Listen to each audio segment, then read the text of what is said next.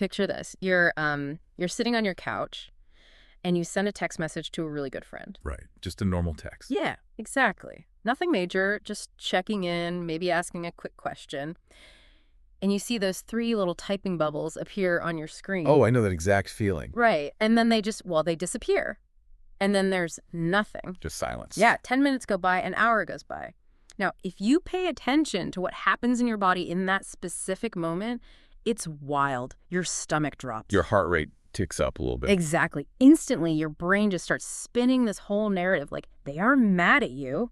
You said something wrong last week. Or they're intentionally ignoring you because they finally realized you're just annoying to be around. Yes.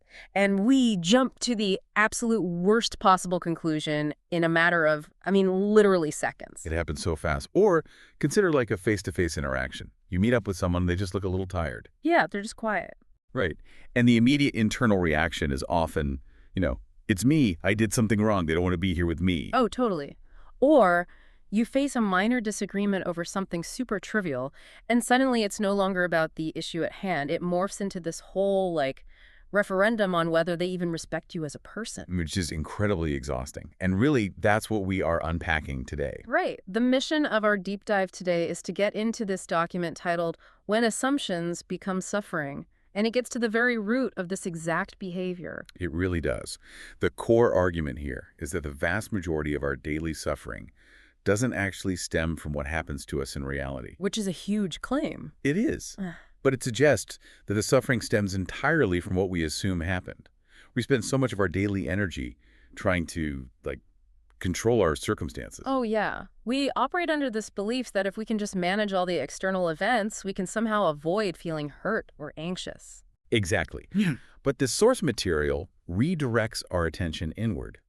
It says that the suffering is being manufactured internally. It lives in this tiny gap between an event happening and our subsequent interpretation of that event. And as I was going through these sources, a very specific analogy kept coming to my mind to kind of visualize that gap. Okay, what are there? I feel like the human brain operates like a rogue movie director. A rogue director. I like that. Yeah, like this director is constantly scripting other people's secret motives, writing all this dramatic subtextual dialogue behind the scenes and, casting you as the tragic victim.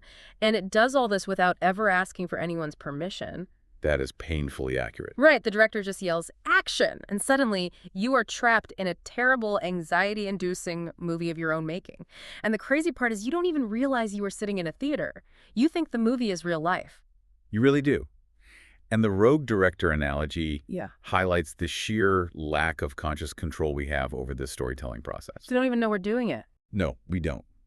And to understand why the brain insists on writing these terrible scripts, we kind of have to look at the mechanics of how human cognition handles missing information. Right. The text actually draws on the work of Don Miguel Ruiz, specifically his 1997 book, The Four Agreements.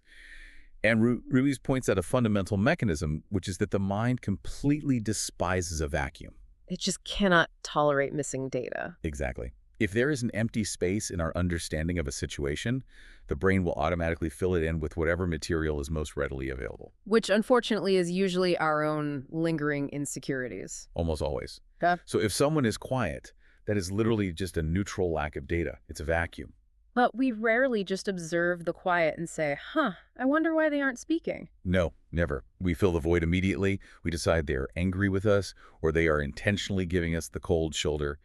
The brain would rather construct a really painful story than just sit with no story at all. Which sounds completely counterintuitive. Why would we want a painful story? Well, because uncertainty is just deeply uncomfortable for the human nervous system. If we look at this through the lens of, evolutionary psychology, uncertainty historically meant physical danger. Oh, right. Like the whole rustle in the bushes thing. Exactly. A rustle in the bushes that you couldn't identify wasn't just a fun mystery. It was a potential predator. It was a tiger. Right. So the brain evolved to quickly assign meaning to unknowns just to keep us alive. A false alarm, assuming a tiger when it was just the wind, that cost you nothing. But failing to assume the worst could literally cost you your life. Yes. But in the modern social world, this survival mechanism just misfires constantly. We treat an unreturned text message with the exact same cognitive urgency as a rustle in the bushes. Wow. That makes so much sense. And the source material highlights how this trap becomes uniquely dangerous in our closest relationships, right? It really does. It forces us to confront this deeply ingrained expectation we hold regarding our loved ones. Yeah, we harbor this assumption that the people who love us should automatically know what we need, like what we are thinking and how we are feeling at any given moment. We basically expect our partners and our close friends to be mind readers. And when they inevitably fail to meet these completely unexpressed expectations, we feel genuinely hurt. Oh, deeply hurt. We feel rejected. We start building resentment, all because they didn't follow the script the road director wrote for them. Okay, but I have to play devil's advocate here for a second because I feel like the listener might be pushing back on this a little bit. Shortcut. Isn't it kind of a natural human desire to want the people closest to us to just, get us without having to spell everything out? It is incredibly common, yes. Right, because our entire cultural narrative is built on that desire. Like, think about the movies, the songs, the romance novels. It feels deeply romantic and validating when someone hands you a glass of water right before you even realize you're thirsty. Where they know exactly why you're upset just by looking at you. Exactly. We all want that effortless telepathy. We view it as the ultimate proof of intimacy. But Ruiz is suggesting this romanticized ideal is actually setting the stage for profound psychological pain. He is. Because the fatal flaw here, the exact point where everyday misunderstandings kind of curdle into actual suffering, is the moment we stop treating our assumptions as guesses. And we start treating them as absolute, unassailable facts. Yes. When you guess that your partner should know you're stressed and need help at the house, that is just a passing thought. Right. But when you treat it as a fact that they definitely know you are stressed and are intentionally choosing to ignore your need for help because they just don't care about you, that's when the suffering begins. You have closed the mental vacuum, not with truth, but with a fabricated fact. Exactly. And this jump from guess to fact isn't just a communication error or like a philosophical misstep. No, the text establishes this as a documented clinical phenomenon, one that wreaks absolute havoc on our bodies and our emotions. Right. Psychiatrist Aaron Beck, who is one of the foundational figures in cognitive therapy, he saw this happening constantly in his patients. And this was back in his 1976 work, Cognitive Therapy and the Emotional Disorders, right? That's the one. Beck gave a formal clinical name to this rogue director behavior. He identified it as a cognitive distortion known as mind reading. Mind reading. So it's an actual documented distortion. Yes.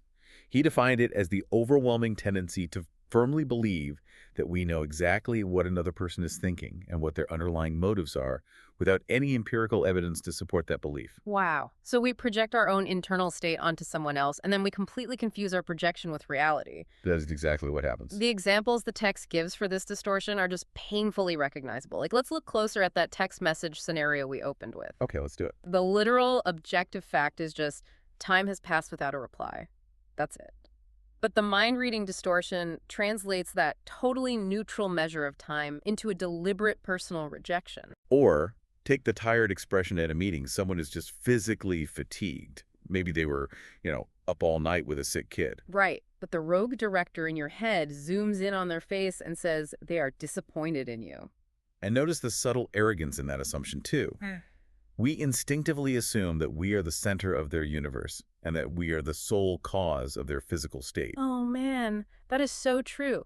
And a disagreement operates the exact same way. Two people have a different opinion on how to tackle a project at work. The cognitive distortion escalates it from a simple difference in strategy to a fundamental assault on your character. Right, it becomes, they are disagreeing with me because they do not respect my intelligence. Yes, and the most critical part of Beck's insight here, I think, is the emotional cascade that follows the distortion. Absolutely, because why does mind reading matter so much? It's because once the assumption takes hold in your mind and is labeled as a fact, your emotions do not know the difference between external reality and the internal fiction you just created. That is terrifying. It is. Your nervous system begins responding to the fabricated story as though it were 100% true. To kind of help visualize this emotional cascade, I was thinking about how we experience like a high-end virtual reality headset. Oh, that's a great comparison. Yeah, like if you put on a VR headset and you load up an experience where you have to walk out on a narrow wooden plank over a skyscraper, the visual simulation is incredibly convincing. Very convincing. But you are standing on solid plush carpet in your own living room. You are completely objectively safe. There is zero actual danger of falling. But your body doesn't know that. Exactly, because your eyes are feeding your brain this illusion of a cliff. Your body reacts, your palms start to sweat, your heart rate accelerates, your knees might actually tremble. You feel real physiological panic because your body is reacting to the simulation as if it were reality. And with the VR headset, your nervous system cannot tell the difference between pixels and a real cliff. In the exact same way, Beck found that your body cannot tell the difference between a real social threat and a fabricated mind-reading scenario. The physiological response is identical. Yes.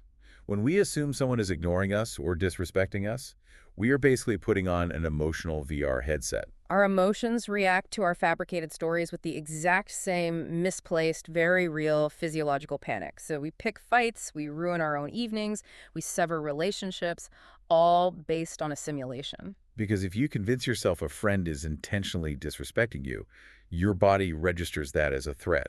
We talked earlier about evolutionary psychology, right? Yeah, the rustle in the bushes. Right. Historically, social rejection meant exile from the tribe, which literally meant death.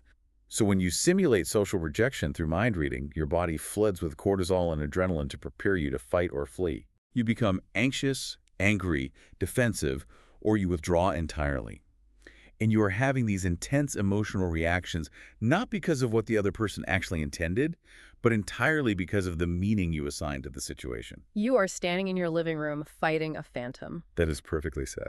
So, if our brains are hardwired to put on these VR headsets to protect us from the unknown, how do we force ourselves to take the headset off? Well, the text actually moves from diagnosing this cognitive distortion to offering a corrective approach.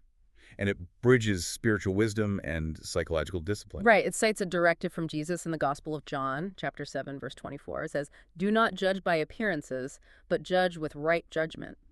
And dissecting what right judgment actually entails in this context, it reveals a deliberate, conscious rejection of the first impression. It is an active rebellion against that vacuum-filling tendency of the brain we talked about. Exactly. Right judgment asks us to actively pause. It asks us to stop the emotional cascade before the cortisol and adrenaline take over. Which is so hard to do in the moment. It is incredibly hard because it requires us to seek clarity from the source and to remain completely vulnerably open to the possibility that our initial interpretation is entirely incomplete or totally wrong. We really need to acknowledge how difficult this is to execute in real time for the listener. This requires us to intentionally sit in the very uncomfortable space of saying, I don't know. And the brain absolutely hates the void of I don't know. It does. We often prefer the false, immediate comfort of an assumed story, even if that story makes us the victim. Well, because being the victim in a false story provides a script. It gives you a defined role to play. Oh, that makes sense. If you assume your friend is mad at you, your path forward is clear. You can be defensive. You can give them the silent treatment in return. You can, vent to another friend about how poorly you were being treated. It provides a sense of certainty, even if the certainty is absolutely miserable. Exactly.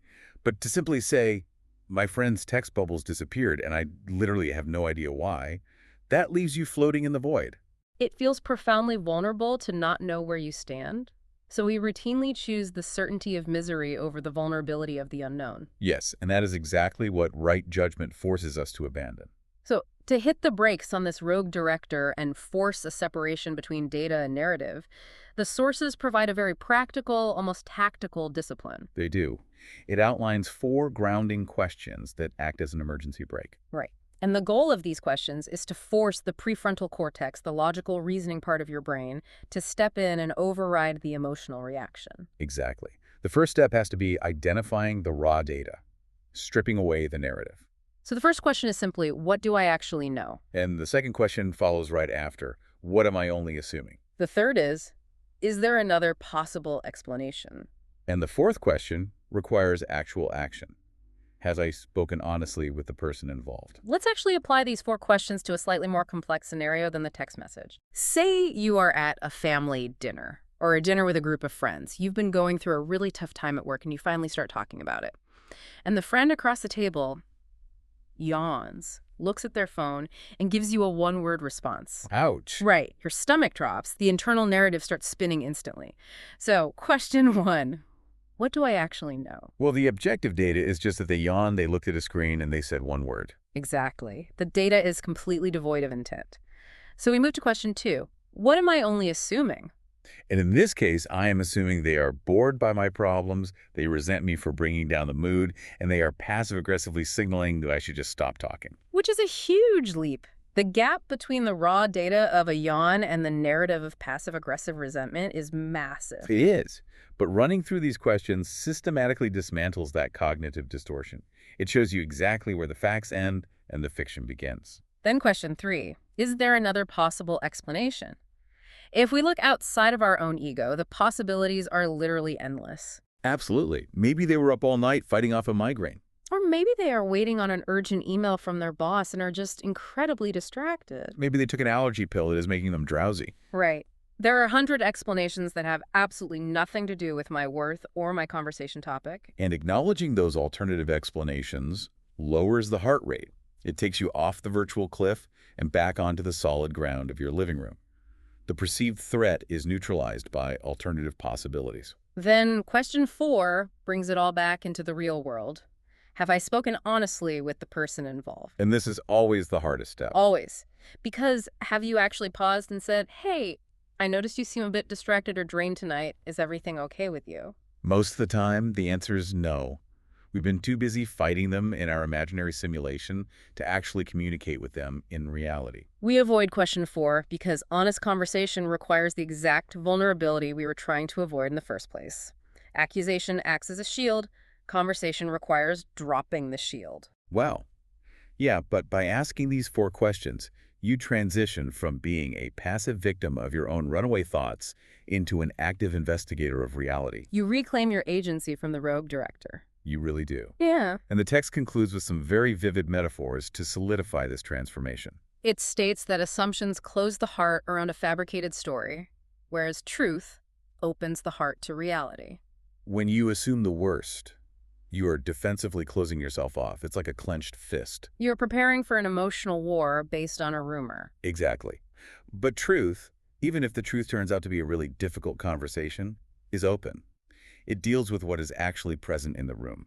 The source material leaves us with a final roadmap for putting this into practice. It argues that wisdom begins when we make 3 active replacements in our daily lives. We must consciously substitute assumption with curiosity. We must substitute accusation with conversation. And we must substitute appearance with truth. Approaching a situation with curiosity instead of assumption completely changes the tone of a relationship. It changes the internal monologue from, you are ignoring me, to an external invitation like, I noticed a shift in the energy today. How are you feeling? It creates a bridge between 2 people instead of a wall. It demands that we treat the people in our lives as complex individuals with their own internal worlds, Right. rather than 2-dimensional characters cast in our personal movie. I love that. And as we wrap up this deep dive, we've spent a lot of time focusing outward. We've talked about how quickly our minds assume the worst about other people's intentions and how that creates unnecessary suffering in our relationships. Right.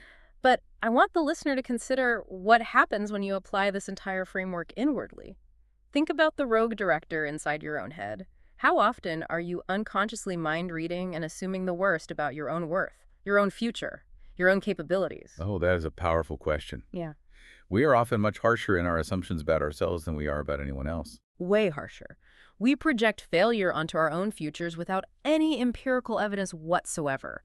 How often do you tell yourself, I'm going to fail at this new project, or I'm not smart enough to be in this room, based entirely on a feeling? We put on that VR headset of insecurity, Right. and we live out a painful simulation of our own failure before we even make an attempt. We subject ourselves to our own worst cognitive distortions. So the next time you feel anxious about yourself or a wave of imposter syndrome washes over you, just remember the discipline of right judgment. Stop the rogue director. Yes. Hit pause and ask yourself, what do I actually know about my abilities right now? And what am I only assuming about my future? You might just find that the terrible movie you're watching is entirely fiction. Have you actually paused and said, hey, I noticed you seem a bit distracted or drained tonight. Is everything okay with you? Most of the time, the answer is no. We've been too busy fighting them in our imaginary simulation to actually communicate with them in reality. We avoid question 4 because honest conversation requires the exact vulnerability we were trying to avoid in the first place. Accusation acts as a shield. Conversation requires dropping the shield. Wow. Yeah, but by asking these 4 questions, you transition from being a passive victim of your own runaway thoughts into an active investigator of reality. You reclaim your agency from the rogue director. You really do. Yeah. And the text concludes with some very vivid metaphors to solidify this transformation. It states that assumptions close the heart around a fabricated story, whereas truth opens the heart to reality. When you assume the worst, you are defensively closing yourself off. It's like a clenched fist. You're preparing for an emotional war based on a rumor. Exactly. But truth, even if the truth turns out to be a really difficult conversation, is open. It deals with what is actually present in the room. The source material leaves us with a final roadmap for putting this into practice. It argues that wisdom begins when we make 3 active replacements in our daily lives. We must consciously substitute assumption with curiosity. We must substitute accusation with conversation. And we must substitute appearance with truth. Approaching a situation with curiosity instead of assumption completely changes the tone of a relationship. It changes the internal monologue from, you are ignoring me, to an external invitation like, I noticed a shift in the energy today. How are you feeling? It creates a bridge between 2 people instead of a wall. It demands that we treat the people in our lives as complex individuals with their own internal worlds, Right. rather than 2-dimensional characters cast in our personal movie. I love that. And as we wrap up this deep dive, we've spent a lot of time focusing outward. We've talked about how quickly our minds assume the worst about other people's intentions and how that creates unnecessary suffering in our relationships. Right. But I want the listener to consider what happens when you apply this entire framework inwardly. Think about the rogue director inside your own head. How often are you unconsciously mind-reading and assuming the worst about your own worth, your own future, your own capabilities? Oh, that is a powerful question. Yeah. We are often much harsher in our assumptions about ourselves than we are about anyone else. Way harsher. We project failure onto our own futures without any empirical evidence whatsoever. How often do you tell yourself, I'm going to fail at this new project, or I'm not smart enough to be in this room, based entirely on a feeling? We put on that VR headset of insecurity, Right. and we live out a painful simulation of our own failure before we even make an attempt. We subject ourselves to our own worst cognitive distortions. So the next time you feel anxious about yourself or a wave of imposter syndrome washes over you, just remember the discipline of right judgment. Stop the rogue director. Yes. Hit pause and ask yourself, what do I actually know about my abilities right now? And what am I only assuming about my future? You might just find that the terrible movie you're watching is entirely fiction.